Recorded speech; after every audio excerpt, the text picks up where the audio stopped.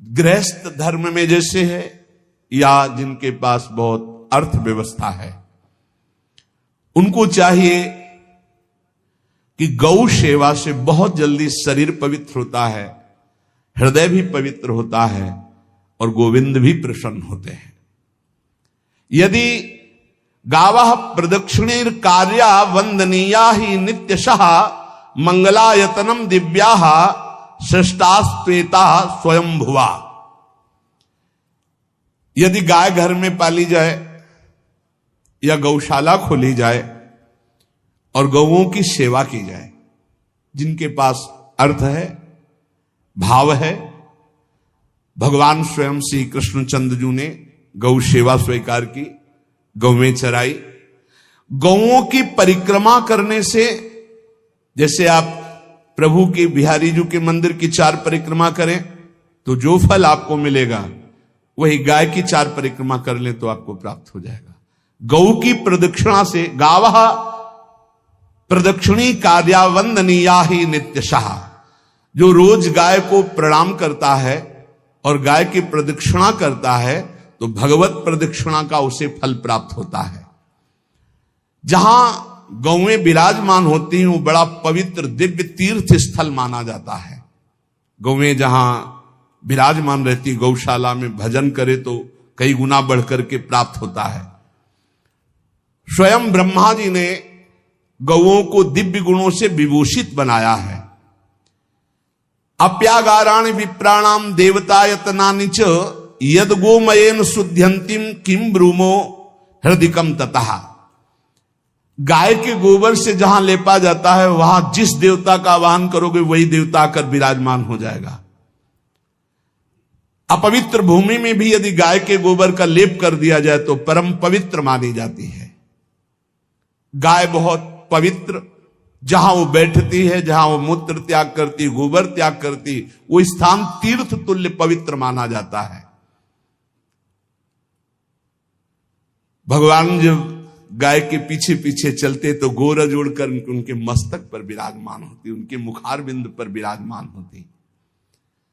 बाल गोविंद के अनिष्टों को दूर करने के लिए गाय के पूंछ को उनके ऊपर ऐसे झाड़ा देती थी मैया। जब गुरुमंत्र वैदिक सिद्धांत से दिया गया था पहली बार तो पंचगव्य पिलाया गया था।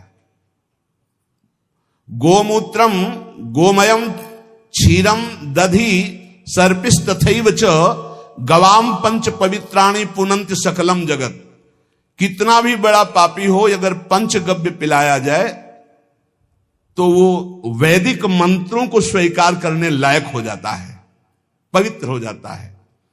पंचगव्य में 5 चीजें गाय की होती है। गाय का मूत्र, गाय का गोबर, गाय का दूध, गाय का दही और गाय का घी, ये 5 मिलाकर पंचगव्य पिलाया गया था। पहली बार जब वैदिक मंत्र दिया गया था तो पंचगव्य बनवाया था गुरुदेव भगवान ने संन्यास, और वो पिलाया था। ये पंचगव्य पिलाने से अपवित्रता का नाश होकर पवित्रता का संचार होता है। इसलिए धन्य है उनका जीवन जो गौ सेवा परायण है भगवत भाव से। गाय में साक्षात भगवान का भाव रखकर गौ सेवा करते हैं। त्रसिता गौर गृहे बद्धा गेहे कन्या रजस्वला देवशास्त्र सन्निर्माल्य हंति पुण्यम पुराकृतम। यदि घर में गाय बंधी है और भूखी है और प्यासी है तो तुम्हारे सारे पुण्य नष्ट हो जाएंगे। अगर घर में रजस्वला कन्या बहुत काल तक है और उसका विवाह आप नहीं कर रहे हैं तो आपके सारे सुकृत नष्ट हो जाएंगे। यदि घर में ठाकुर जी विराजमान हो, कर का पहनाया हुआ माला सुबह तुमने देख लिया तो तुम्हारे सारे पुण्य नष्ट हो जाएंगे, क्योंकि शयन कराते समय तुमने उतारा नहीं, अर्थात तुम सेवा में प्रमाद करते हो। तो देवतास्त्र सन्निर्माल्य हंति पुण्यम पुराकृतम। जैसे सुबह श्रृंगार किया तो रात्रि के शयन के समय वो हटा लेने चाहिए माले। जब हम शयन कराते हैं तो भले पुष्प शैया पे शयन कराएं पर माला नहीं धारण कराएं। श्रृंगार का माला अगर दूसरे दिन दर्शन किए क्यों पहने ठाकुर जी तो तुम्हारे सुकृत नष्ट हो जाएंगे। गाय बंदी हो घर में, वो प्यासी है और भूखी है, तुम्हारे सुकृत नष्ट हो जाएंगे। त्रषिता गौरगृहे बद्धा, क्योंकि तुम्हारे पास है, सेवा करना चाहिए। यो वै गाम प्रतिसिद्धेन तो चरंतिम च स्वतरणम नरहा तस्य पूर्वे च पितरः कंपन्ते पतनोन्मुखा। यदि गाय हरी हरी घास चर रही कहीं और तुमने डंडा ऊपर प्रहार किया, लाठी मारी, तो तुम्हारे पितर खोपड़ी के बल नरक जाने के लिए तैयार हो गए। ये लिखा है चरंतिम स्वम तृणम नरः तो तस्य पूर्वे च पितरः कंपन्ते पतनोन्मुखा। इसीलिए क्या भारत से कहीं किसी की तुलना हो सकती है, जहां गौ को माता की पदवी दी गई, जहां गौ को हम आराध्य देव के रूप में मानते हैं, आराधना करते हैं। गौ रक्षा, गौ सेवा, ये बहुत बड़ा इसमें छुपा हुआ है। स्वयं भगवान अवतरित होकर गौ रक्षा, जब गाय के रूप में पृथ्वी रमाती तो भगवान का अवतार हुआ है। बड़ा विचित्र समय आता चला जा रहा है कि अब आधुनिक यंत्रों की ऐसी सेवाएं हो गई बड़ी बड़ी कि अब ना बैल की जरूरत है, और ऐसे दूध की महंगाई बन गई कि अब देसी गाय 2 लीटर 3 लीटर 4 लीटर, और ऐसी इसी की 20-20 25-25 लीटर दे, तो कौन देसी गाय को। तो गौओं का सेवा का भावना शास्त्र आज्ञा करता है कि जो प्रतिदिन अग्रग्रासे परोभावा कर्तव्यो भक्ति तोन्वहम अकृत्वा स्वयं आहारम कुर्वम नापनोति दुर्गतिम। जे ही तुम्हारे गृहस्थ में घरों में पहले होता था, अब तो भगवान जाने, जे ही पहली रोटी तवा में गई तो वो निकाल करके पक्की रखी जाती थी गौग्रास के लिए, पहला रसोई में। तो इसमें लिखा प्रतिदिन स्वभोजनम, पहले स्वयं भोजन न करके गाय के लिए ग्रास निकालना चाहिए।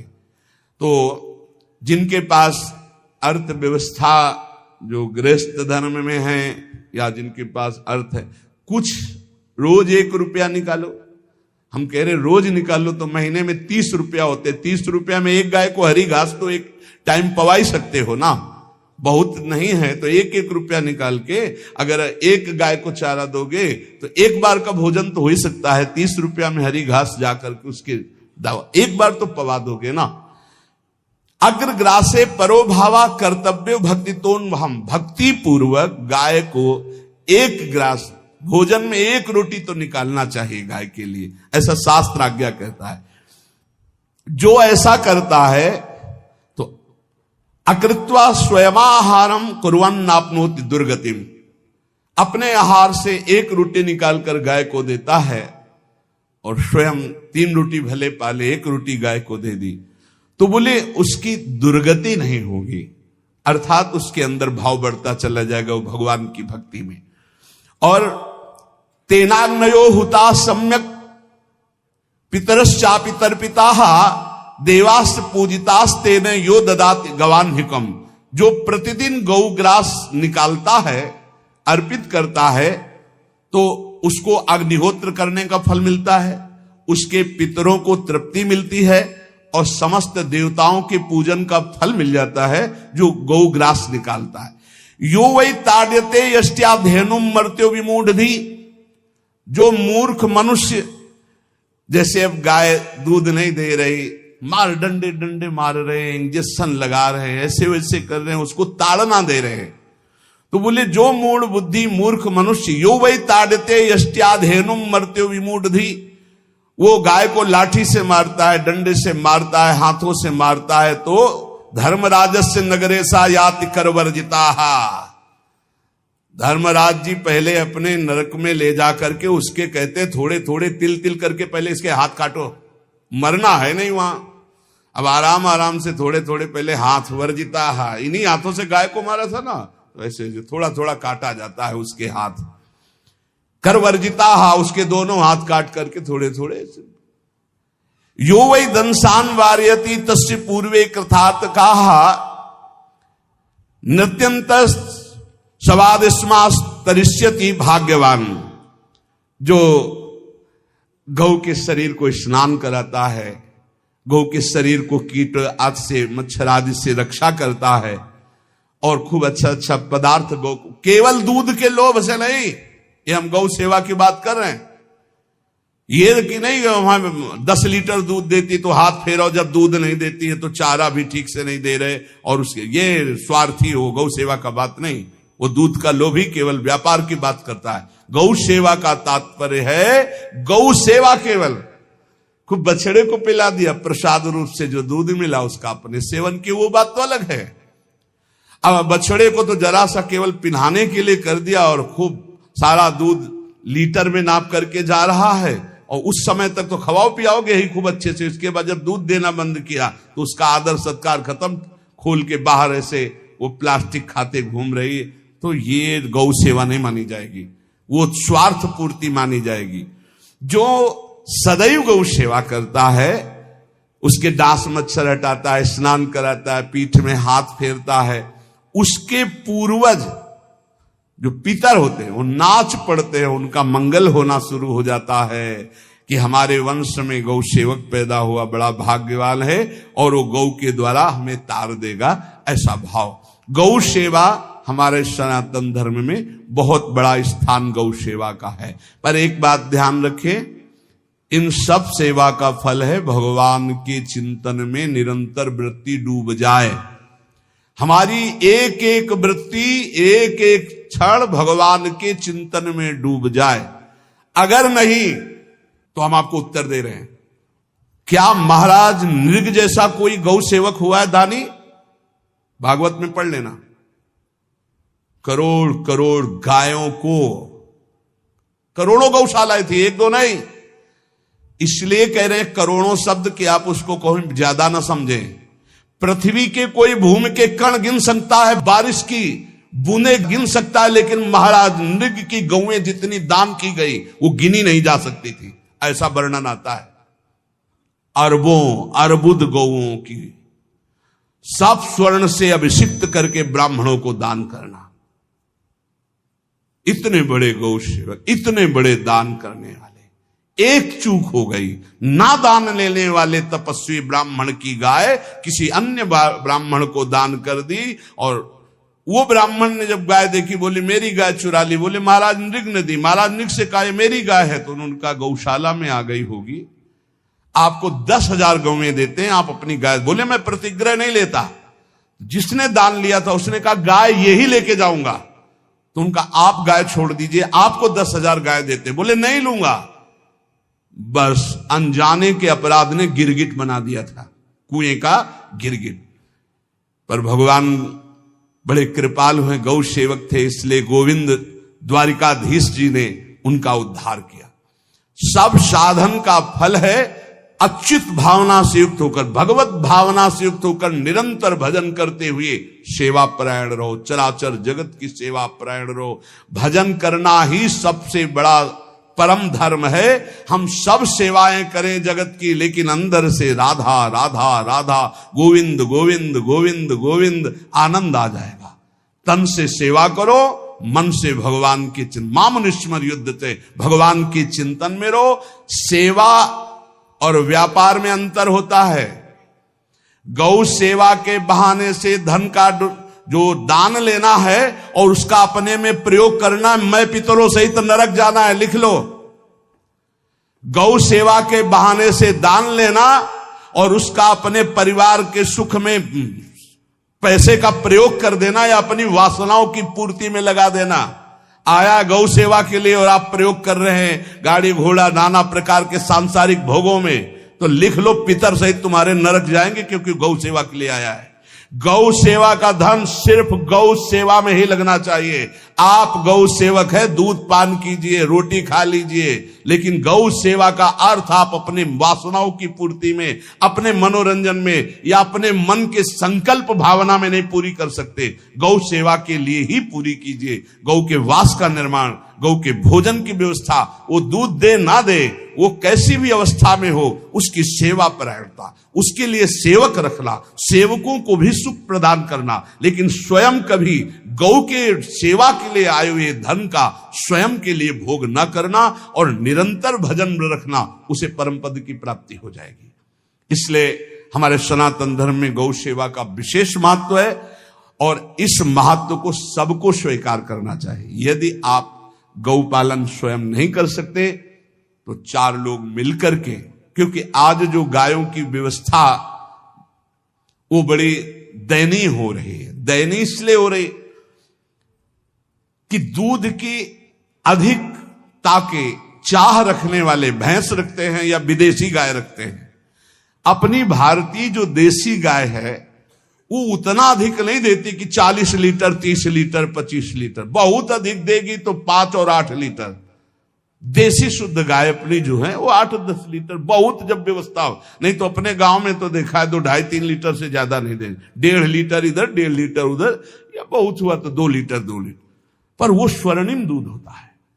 जो दूध की चाह रखने वाले जन थे अब वो गायों को नहीं रखते, देसी गायों को कोई बिरला ही रखता है। अब पहले बैलों की जरूरत होती थी, गाय बछड़ा दिया तो आनंद होता था कि किसानी के काम में। अब तो ट्रैक्टर है तो बैलों की जरूरत नहीं।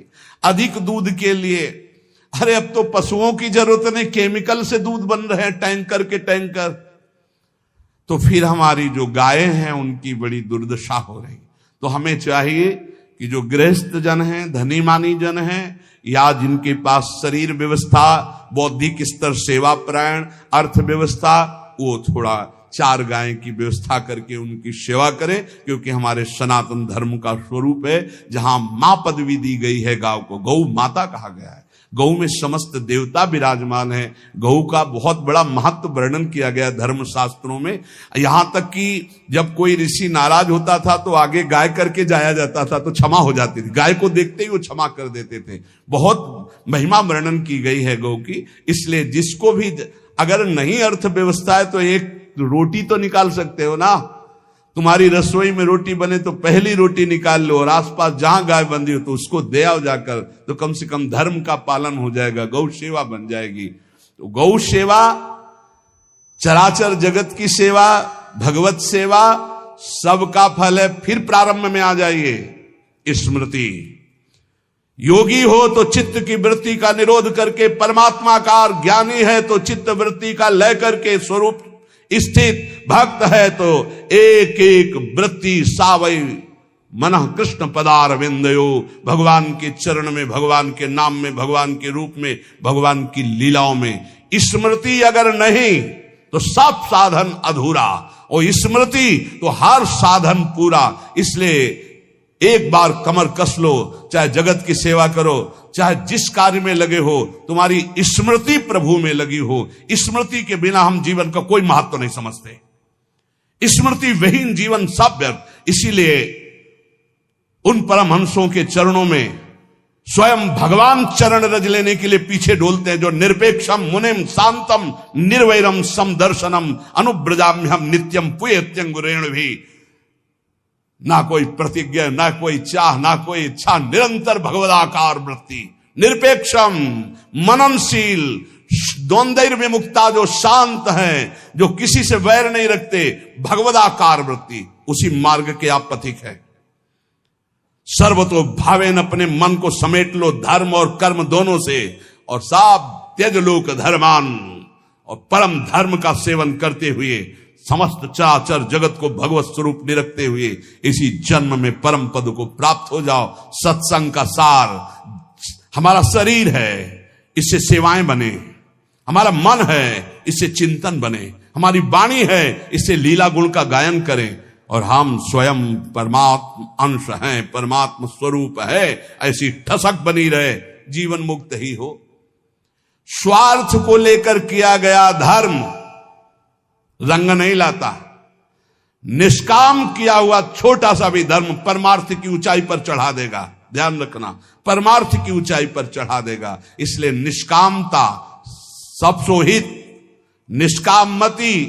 श्री वृंदावन विश्राम श्री राधा वल्लभ लाल को हृदय ध्यान मुख नाम।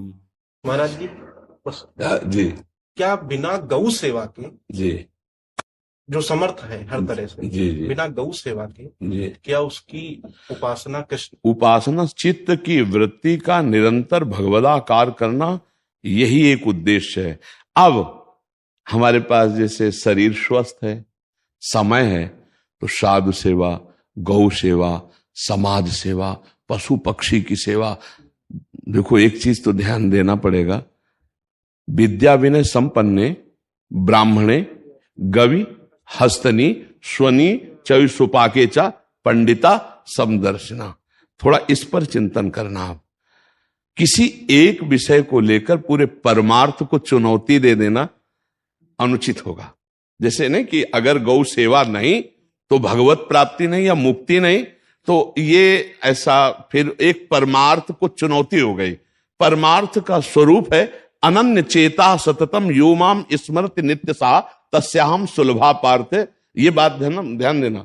हमारी बात समझनी है कि अब हमारे शरीर में स्वस्थ है, हमारे पास अर्थ है, अब हम अपने धर्म की जो अंग हैं हम उनका पोषण करते हैं। जैसे मंदिर बना देना, भगवान की श्री विग्रह की अर्चा विग्रह की सेवा की व्यवस्था कर देना, हाँ, और बहुत सी औषधियां की व्यवस्था करके रोगियों को औषधि देना, गाय की सेवा करना, अन्य पशु पक्षियों की सेवा करना, ये सब भगवत सेवा का अंग है। लेकिन इसके बिना भगवत प्राप्ति होगी ऐसा नहीं है। भगवत चिंतन के बिना भगवत प्राप्ति नहीं होगी।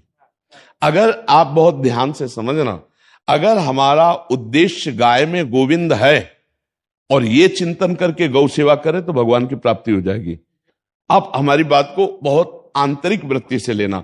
हमको गौ सेवा, हम भी वही हैं, हम कोई अन्य नहीं है। वो उसी का दुग्ध पाल करके हम भी पुष्ट हैं। और वो शास्त्रों का ऐसा नहीं कि गौ सेवा या गौ की तरफ हमें ज्ञान, पर जैसे प्रश्न हुआ तो इस प्रश्न में एक पक्षता झलक रही थी कि अगर गौ सेवा नहीं तो मुक्ति नहीं। परमार्थ को एक चुनौती है, ऐसा नहीं है इसमें, क्योंकि जो मुक्ति है वो विशुद्ध बोध से है, जो भक्ति है वो विशुद्ध प्रेम से है, और जो धर्म है उसके ये अंग है। हाँ, ये धर्म के अंग है। ये बादल धर्म का जो स्वरूप है हमारा सनातन धर्म का, वो गौ से है, वो ब्रह्म ऋषियों से है, वो श्री विग्रह अर्चा विग्रह से है, और वो चराचर जगत की सेवा और भावना से है। ये हम यहां आते हैं। लेकिन जब हम परम पद की बात करते हैं, मोक्ष की बात करते हैं, तो उसमें अनन्यस चिंतयन्तो माम, हाँ, तो हमको फिर ये चुनौती हो जाएगी। अब जैसे कोई परमहंस है, अपने आप में डूबा हुआ स्वरूप में निरंतर भगवदाकार वृत्ति है, और समस्त लोक धर्म परमार्थिक धर्मों के भी ऊपर उठा हुआ है। अब हम अगर ये बात कहें कि उसका मोक्ष नहीं होगा, नहीं, वो तो उसका तो मोक्ष होगा ही, वो हजारों का और भी मोक्ष करा देगा। सतरति सा लोकान तार्यति मम भक्ति युक्तो भुवनम पुनात तीर्थी कुर्वंती तीर्थानी। गंगा जी भी इंतजार करते हैं ऐसे महापुरुष का जिसका निरंतर भगवदाकार चिंतन चलता रहता है। हाँ, अब भगवदाकार चिंतन चलते हुए शरीर स्वस्थ है, अर्थ की व्यवस्था है, और रुचि वैचित्र, रुचि की विचित्रता है।